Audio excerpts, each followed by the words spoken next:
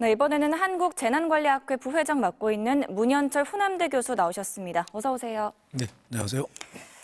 네, 교수님, 큰 불은 일단 잡히고요. 잔불 정리 중에 계속 재발화가 이어지는 상황인데요. 이 낙엽 밑에 있던 불씨가 시간이 지나서 크게 번질 수가 있는 건가요? 그렇습니다. 그 원인은 이 재발화가 발생을 많이 하는 그 원인은 건조한 강풍이 가장 큰 원인입니다.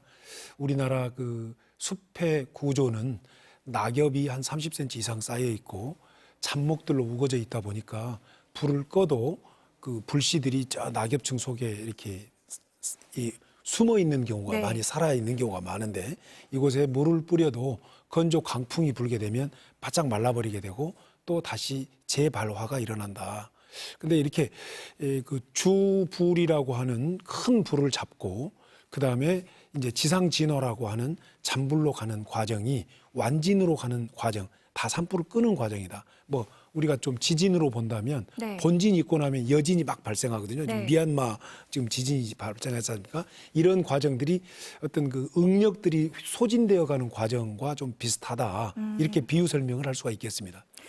네, 그런데 또 바람이 다시 거세지고 있고요. 건조한 공기도 걱정이 많이 되고 있는데 이번 의성 같은 경우에는 시속 8.2km 속도로 번졌다고 하잖아요. 그렇습니다. 과거에도 우리나라에 대형 산불이 많이 있었는데 이번에 유독 이렇게 확산 속도가 빨랐던 이유가 뭘까요? 네, 역시 연료 물질로 가득한 숲에 건조한 강풍이 계속 불었습니다. 네. 그런데 그 속도가 태풍급 강풍, 초속 27m/s를 넘나드는 그런 강풍이었고요.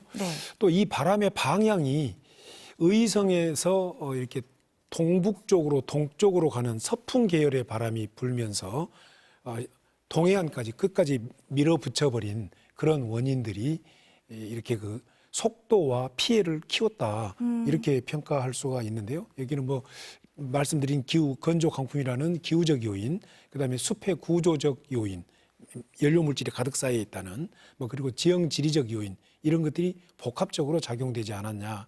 그런데 말씀하신 것처럼 과거의 경상북도, 강원도에 있던 산불에서는 많이 나타났던 현상들이다.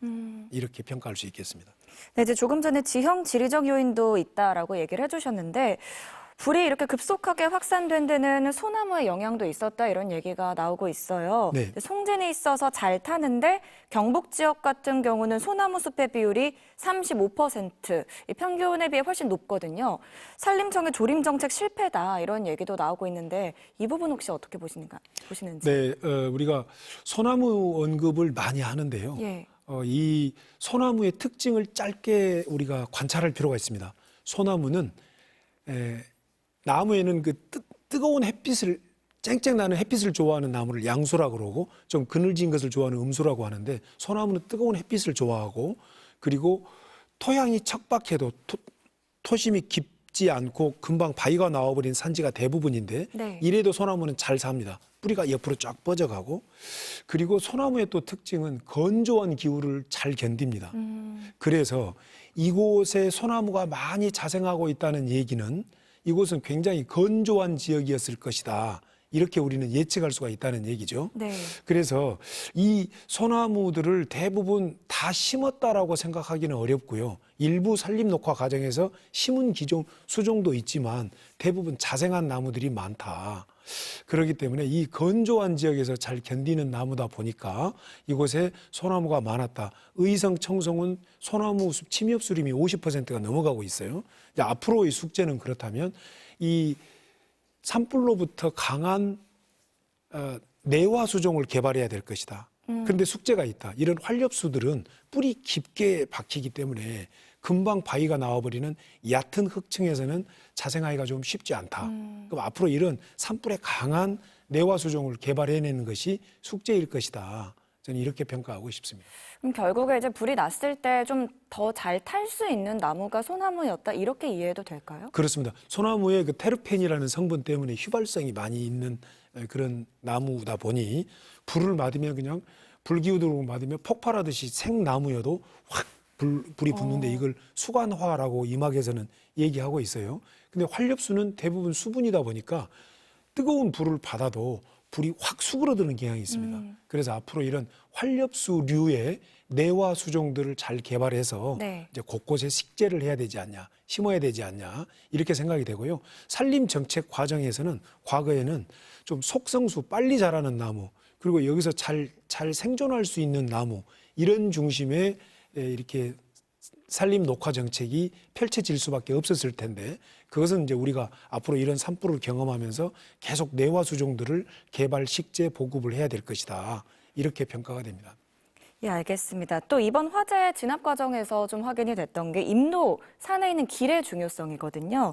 울주군 같은 경우에는 임도가 있었던 화장산은 29시간 만에 완전 진화가 됐는데 임도가 없었던 대운산은 128시간이 걸렸어요, 진화하는데. 임도의 역할을 우리가 여기서 좀 확인할 수 있는 거겠죠? 아주 중요한 말씀인데요.